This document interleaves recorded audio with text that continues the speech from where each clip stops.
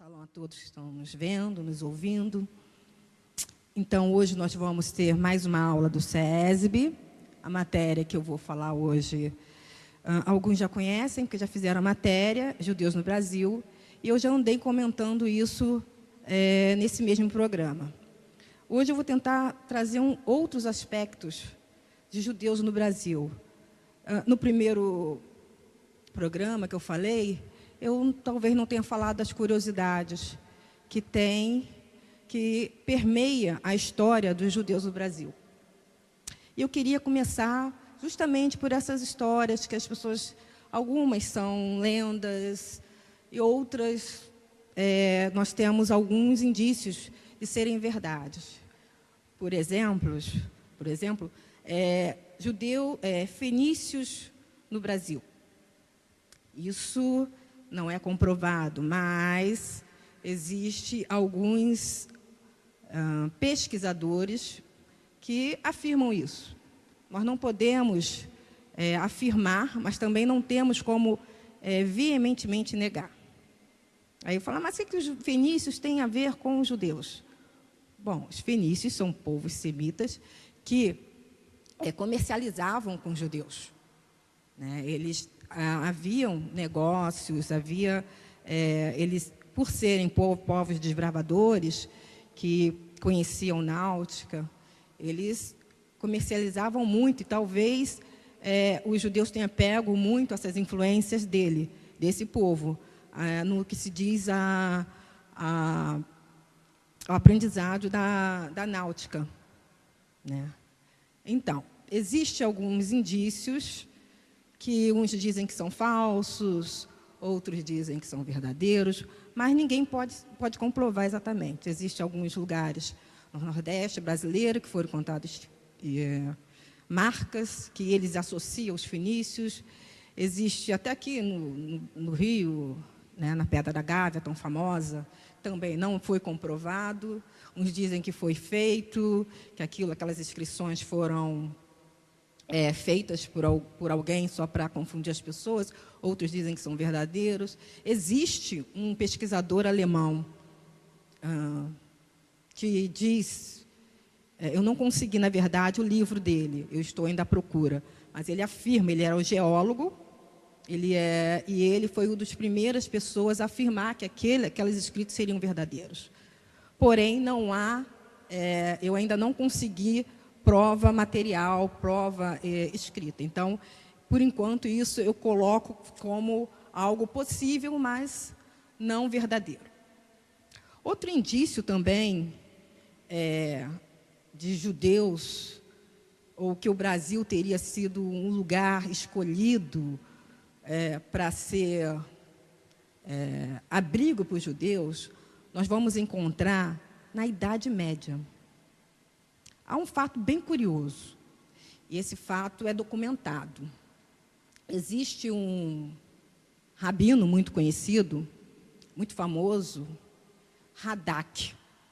Esse é o acróstico por quem ele é conhecido, mas o nome dele é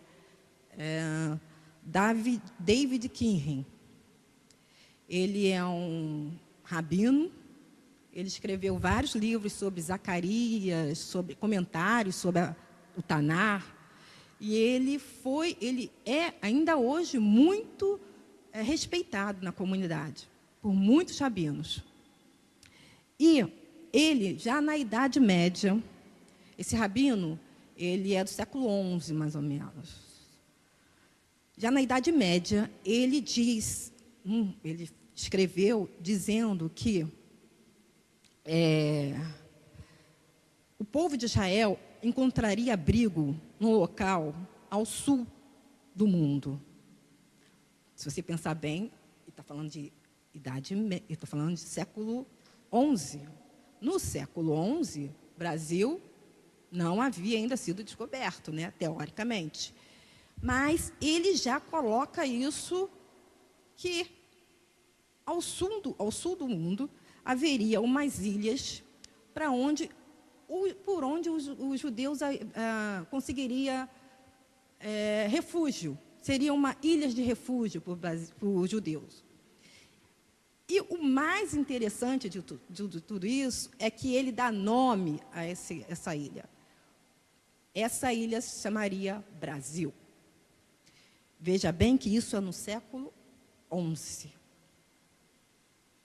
Como ele conseguiu ter essa revelação, só o Eterno sabe. Mas isso é comprovado, isso há escrito sobre isso, ele ter mencionado isso, e vários historiadores respeitados falam sobre isso, sobre esse comentário que esse rabino fez, apesar de não terem chegado a nenhuma conclusão.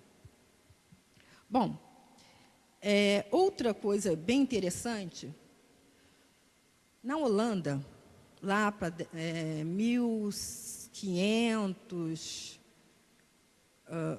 havia muitos rabinos. Antes mesmo, havia muitos rabinos conceituados.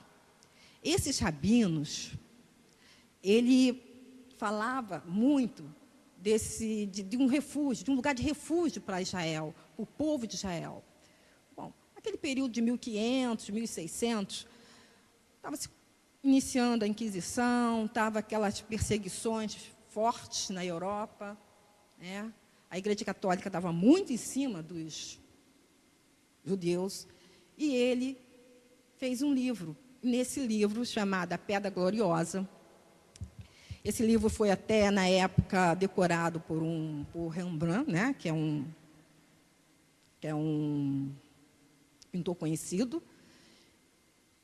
diz que o Brasil seria o lugar de refúgio dos brasileiros, dos judeus. Então, há muitas histórias e histórias sobre judeus no Brasil, antes mesmo da descoberta, ou o Brasil como sendo fonte para abrigo dos judeus. É interessante que tudo isso acontece, muitos desses fatos, relatos, bem antes da descoberta do Brasil. Então, isso me faz crer pessoalmente que o Eterno já tinha um propósito com o Brasil, né, com relação aos judeus. Isso me faz crer que quando alguns dizem que no Brasil há 70 milhões de pessoas com sangue judeu, era propósito eterno guardar esse remanescente para que eles viessem, em algum tempo, a começar a resgatar a sua judaicidade. Então, isso é algo assim que sempre me faz pensar quando eu estou pesquisando, né? Por que o judaísmo é tão bem aceito aqui? Por que mesmo de uma forma nós não podemos concordar, as pessoas estão, muitas de uma forma não muito correta, estão se voltando para o judaísmo, mesmo com erros, mesmo com muitas observações que temos a fazer. O judaísmo começa no Brasil a crescer, porque penso eu que há um sangue clamando por uma restauração. Bom, então vamos voltar, vamos passar para a história do Brasil oficial, né? Sabemos que o Brasil, teoricamente, foi descoberto em 1500. E como eu falei na aula que eu dei algum tempo atrás, que eu falei da Península Ibérica, como é que eles foram chegar na Península Ibérica, não sei se vocês estão lembrados disso.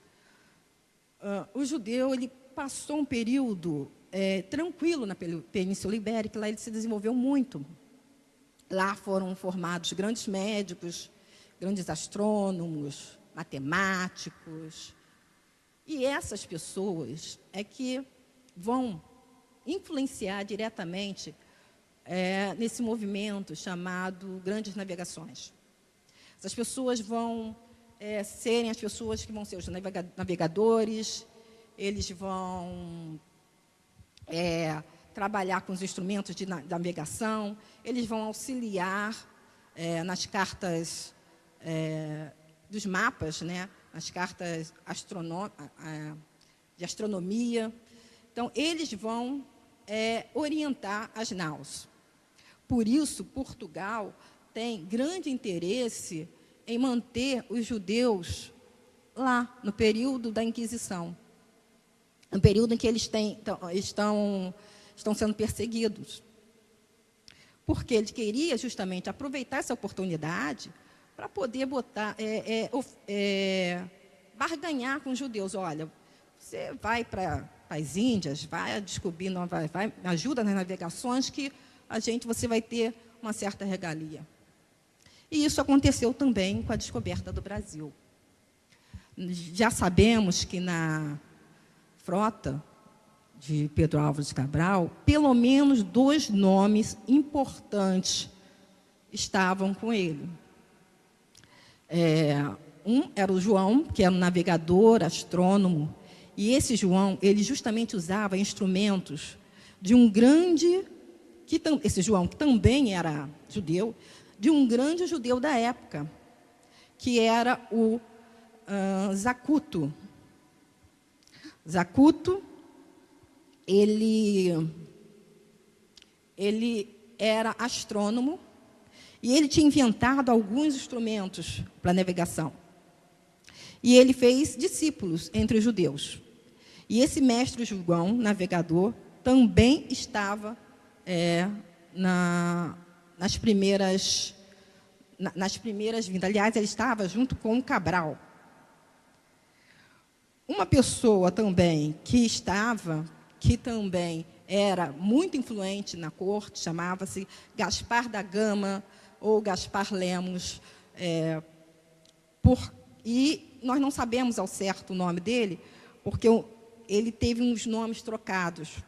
Ele foi, entre aspas, protegido de Vasco da Gama. Ele era judeu, e Vasco da Gama, vendo o grande conhecimento que ele tinha na náutica, resolveu apadrinhá-lo. Então, ele mudou de nome. Então, o nome dele verdadeiro é incerto. Mas ele estava junto com Cabral. Ele é até citado por alguns historiadores como descobridor do Brasil. A gente não aprende muito isso nas escolas, né? A gente pouco sabe sobre o descobrimento do Brasil. Mas é importante a gente aprender que esses dois, a gente sabe porque eram conhecidos, eram famosos, era importante na corte. Mas, dentro das caravelas, com certeza, tinha muitas pessoas. Existem historiadores que dizem isso, né, que comprovam isso, porque essas pessoas, eles eram as pessoas que sabiam manusear bem uma nau naquela época. Bom, então, dessa forma, os judeus começam a chegar no Brasil através de Cabral. Mas, com a descoberta do Brasil, Portugal não se interessa muito, logo que o Brasil foi descoberto. Portugal não tem muito interesse no Brasil. O Brasil não tem as tais especiarias que ele precisa, aliás, que estava assim, na época comercializando. Então, ele não vê muito interesse no Brasil. Aí vai surgir um personagem muito importante para a história dos judeus no Brasil, chamado Fernando de Noronha. Fernando de Noronha era um cristão novo, ou seja, era um judeu convertido.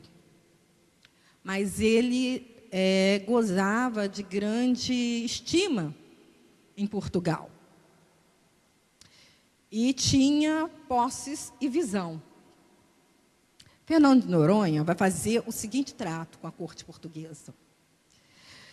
Já que não há interesse de vocês no Brasil, o Brasil vai ser invadido por outras pessoas, outros países podem tomar conta. Por que você não deixa o Brasil comigo, me arrenda o Brasil, ou a parte que vocês conhecem do Brasil? Eu vou cuidar do Brasil e vou extrair uma coisa que vocês não sabem mexer bem, que é o pau-brasil. Desse pau-brasil, eu vou tirar uma parte, e a outra parte fica para você. Ao mesmo tempo que eu vou ter que explorar isso, eu vou ter que povoar esse lugar. Né? Eu vou ter que botar pessoas nesse lugar. Para botar pessoas nesse lugar, eu vou ter que levar pessoas em navios. Então, já vou fazer uma frota de navios para lá. Esse lugar vai ficar protegido. Eu vou proteger o interior e a orla. Portugal viu nisso uma coisa boa, porque ele iria explorar, desbravar, ver o que tinha aqui, porque Portugal não estava certo do potencial do Brasil, e ainda ia lucrar, ainda ia ganhar uma parte do lucro que ele conseguisse aqui. E assim foi. Fernando de Noronha trouxe famílias para cá, famílias que soubessem lidar com a madeira.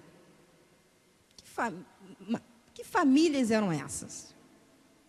Ele aproveitou para trazer, na sua grande maioria, famílias de judeus.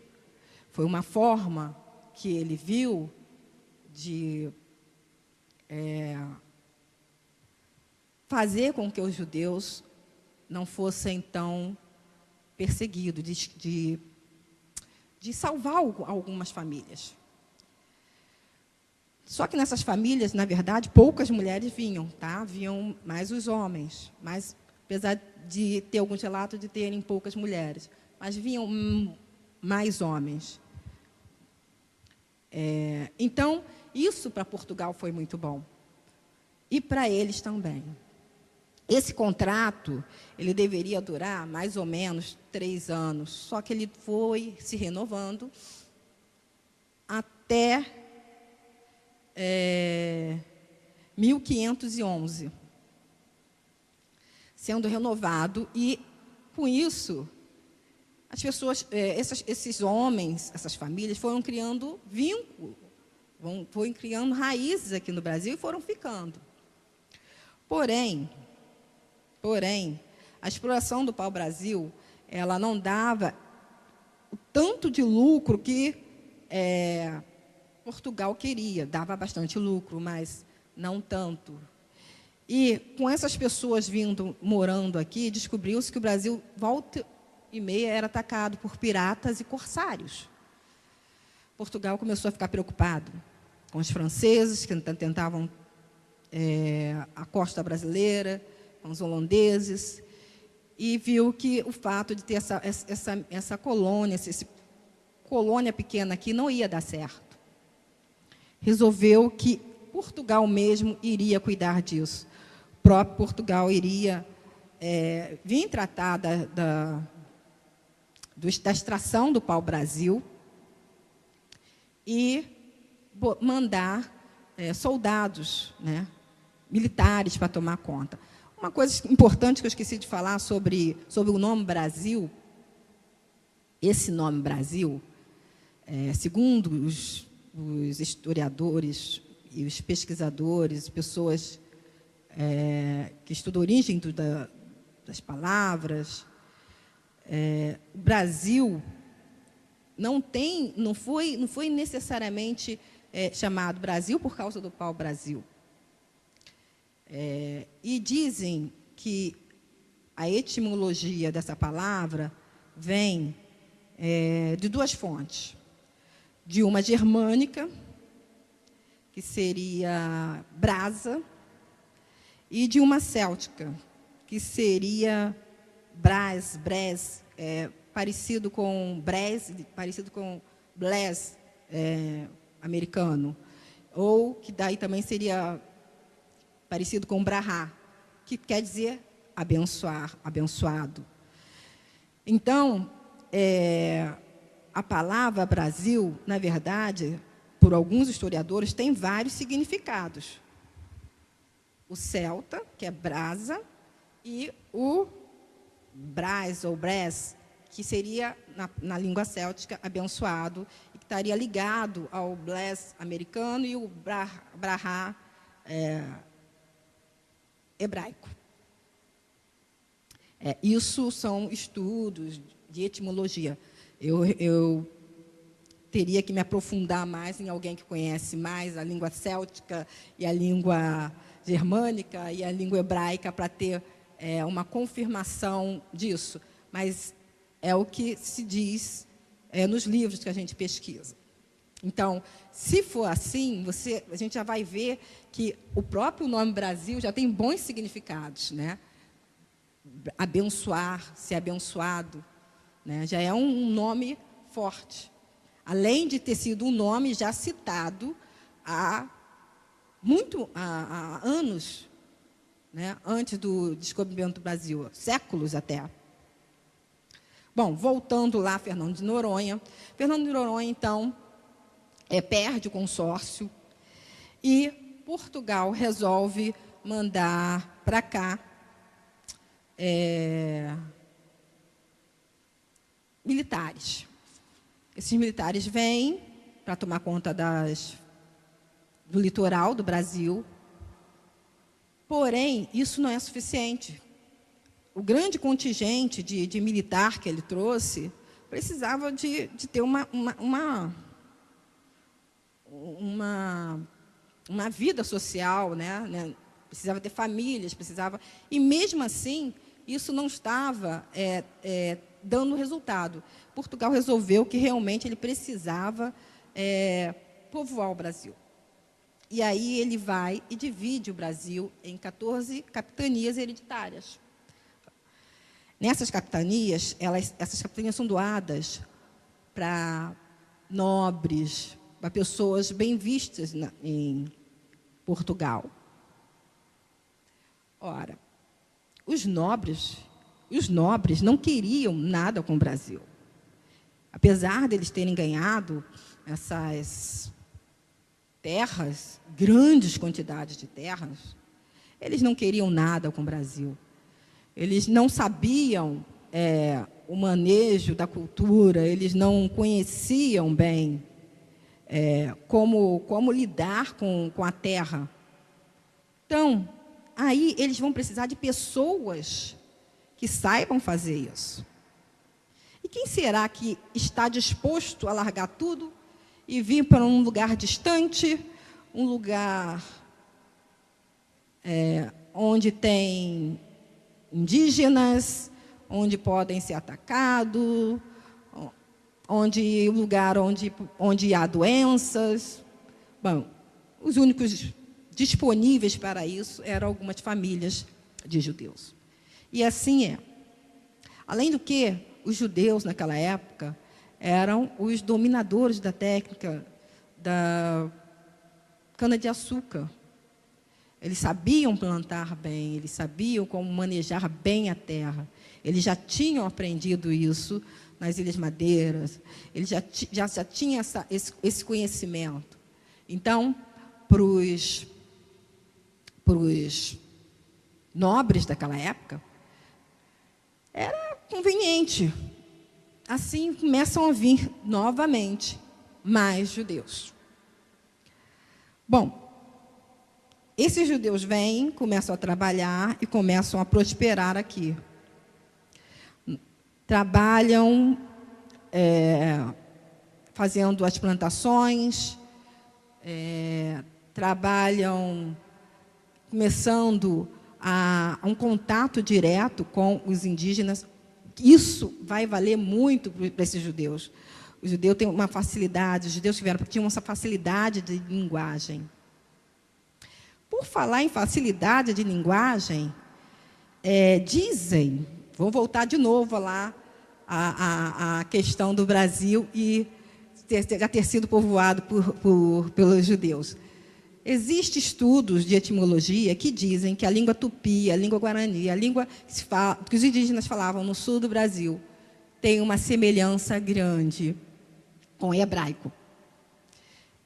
Eu não sei se vou conseguir colocar um trechinho para vocês ouvirem do que é parecido.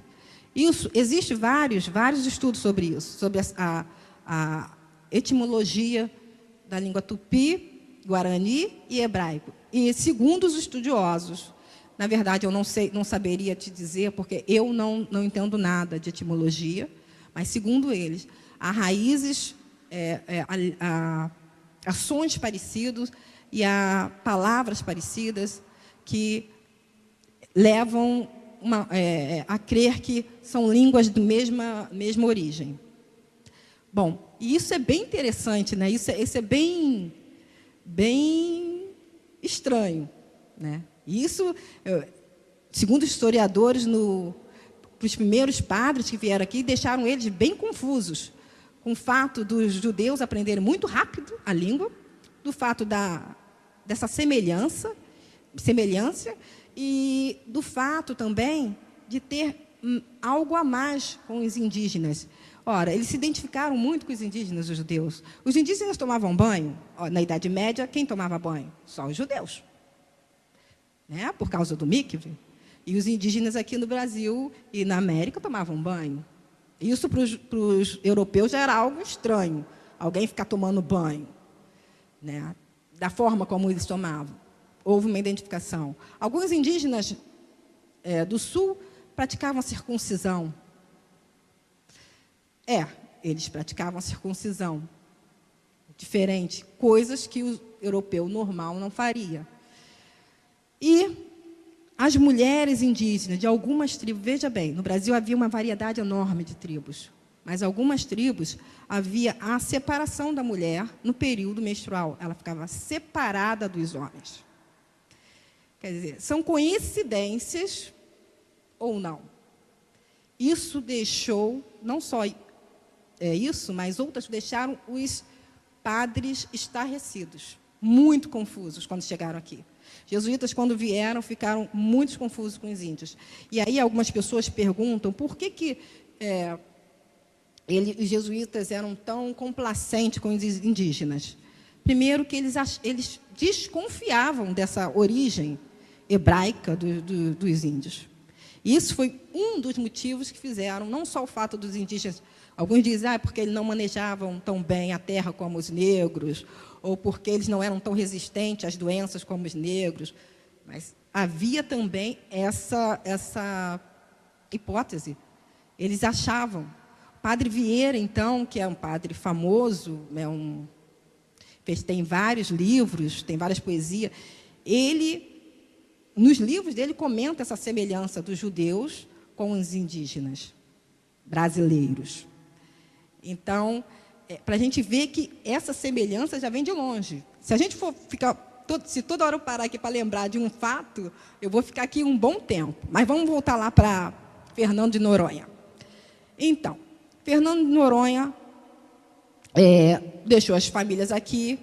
Portugal manda militares. Esses militares precisam de pessoas que saibam prover um meio de vida, sustento para eles aqui, e que saibam também falar bem outras línguas.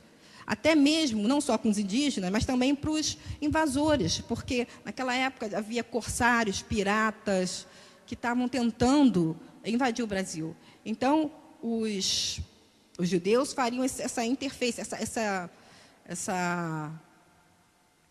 esse intercâmbio entre os dois, porque dominava muito bem as línguas. Assim é que, novamente, o Brasil chega uma grande colônia de judeus.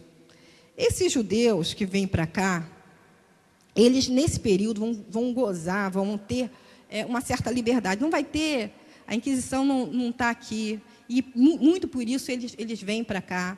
Não vai ter aquela perseguição toda. Os padres vêm para cá só mais tarde, então eles vão estar tranquilos aqui. Mas, em função dos contínuos ataques, e aí Portugal já começa a ver o Brasil com outros olhos, até em função de já estar um pouco mais povoado, de já ter mais recursos, já descobrir que existe possibilidade de ter ouro, existe a possibilidade de ter especiarias. O Brasil já não é aquela faixa tão pequena como eles achavam que era. Se vê obrigado a povoar mesmo o Brasil. E aí ele começa a incentivar a população portuguesa, a população vir para cá. Isso acaba não dando muito resultado também. Os portugueses não querem vir para o Brasil, né? E os governadores gerais, que é vai ser os próximos a governarem o Brasil, fazem de tudo para eles virem. Poucos vêm, mas a maioria que vem, mesmo no período de governo geral, são os judeus. E, em função disso, nesse período colônia, nós vamos ver já na Bahia começar a surgir as esnogas, a primeira esnoga, não é Bahia, não, é Itamaracá. Na Bahia também surge, agora estou me lembrando, as primeiras esnogas. O que seriam esnogas? Esnogas são casas onde os homens se reuniam para orar. Seriam o início das primeiras sinagogas do Brasil, né? Mais tarde, nós vamos ver que essas primeiras sinagogas vão ser perseguidas, vão ser desfeitas, exceto as de Pernambuco. Bom, após nesse período que os judeus têm de favorável, de governo geral, vou dar até um nome aqui de um líder dessas sinagogas, Jorge Dias de Caia. Ele é considerado um rabi da época, porque ele lidera um grupo para fazer essas esnogas na casa dele, lá em Camaragibe. Então, essa vida mais light, mais confortável aqui, vai atrair muitos judeus, até porque os judeus se comunicavam, né, com os dos outros em Portugal, na Europa, que estavam seguindo, avisavam, olha, nós estamos tendo um certo... É difícil a vida aqui, mas dá para viver. Porque o Brasil foi a possibilidade, nessa época, dos judeus pobres, porque os judeus ricos, a maioria ia para o leste europeu e, principalmente, para a Holanda. Então, aqui ficou sendo um lugar muito propício para os judeus. Mais tarde, nós vamos ter uma outra grande leva que vai chegar ao Brasil. Essa outra grande leva vai chegar em Pernambuco. Por quê? Por causa de uma figura muito importante da nossa história, chamada Maurício de Nassau. Na verdade, deixa eu tentar explicar a vocês que Maurício de Nassau, ele era, na verdade, um empresário. Ele era um executivo de uma grande companhia que trabalhava com especiarias pelo mundo inteiro. Uma companhia holandesa.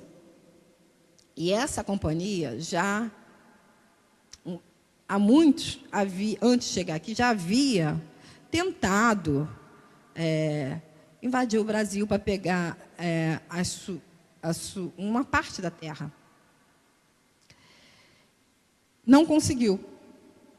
No início ela não conseguiu, mas, finalmente, ela consegue, em 1628, até 1630, por aí, ela consegue se firmar no Brasil, as esquadras holandesas, e consegue tomar conta de Pernambuco. E ela vai precisar de alguém para governar esse local. Vai escolher um jovem, rico, bom administrador, uma família abastada, que ele sabia muito bem administrar bens, ele não precisaria de bens, mas que gostava de aventura, era um homem aventureiro, era um homem que gostava de desafios. Assim, esse é o perfil de Maurício de Nassau que a gente encontra nos livros. E Maurício de Nassau aceita vir para o Brasil, ficar governando em Pernambuco. Bom, a história de Pernambuco é uma história muito singular para os judeus e muito favorável. E eu vou contar para vocês a história de Pernambuco na próxima aula. Na próxima aula, nós vamos falar, que eu tiver que vir aqui, eu vou explicar, porque é uma história longa e é uma história que é muito importante para a gente. E aí, na próxima aula, eu vou trazer mais fatos, até do que hoje se fala sobre lá, sobre fatos arqueológicos de Pernambuco. Muito obrigada a vocês por essa aula. Espero que vocês tenham gostado. Espero que vocês, se tiver alguma dúvida, vocês podem escrever. Se tiver algum acréscimo, também pode me escrever. Vocês podem entrar no nosso grupo do Beit El Chama, e lá eu vou responder algumas coisas para vocês, caso vocês queiram. Uma aula sempre a gente deixa um pouquinho para depois, às vezes a gente não pode botar tudo, mas eu espero que vocês tenham desfrutado tudo, o máximo possível. Com relação ao Brasil, o que eu falei no início, deixa eu só fazer um parêntesezinho, muitas das coisas que a gente ouve do Brasil, não tem, mas isso tem prova? Não, não tem prova, mas existem indícios. Como, vou falar de novo da Pedra da Gávea, porque eu sou arqueóloga, e os arqueólogos vão pular quando eu falar isso, né? Então, não há provas.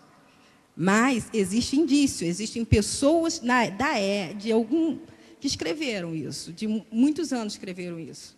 Então, não é algo que eu possa dizer, foi certinho, isso está comprovado. Não está. Agora, existem coisas que estão escritas, como o caso do rabino, de Radak. Está escrito, está documentado, existe livro sobre isso. Então, nem tudo que se fala, eu posso dar para vocês uma fonte bibliográfica. Mas, algumas coisas, realmente, é bem interessante. E, se vocês quiserem ter mais indícios, isso eu tenho na minha apostila, e vocês podem me escrever para o nosso grupo no Facebook. Muito obrigada a vocês. Espero que tenham gostado.